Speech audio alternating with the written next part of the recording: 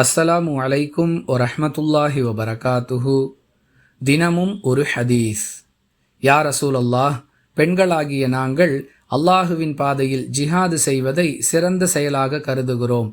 எனவே நாங்களும் ஜிஹாதுக்கு செல்லலாமா என்று அல்லாஹுவின் தூதர் ஸல்லல்லாஹு அலைஹி வஸல்லம் அவர்களிடம் நான் கேட்டபொழுது, பெண்களுக்கான சிறந்த ஜிஹாத் பாவச் செயல்கள் எதுவும் கலக்காத ஹஜ் என்று பதிலளித்தார்கள்.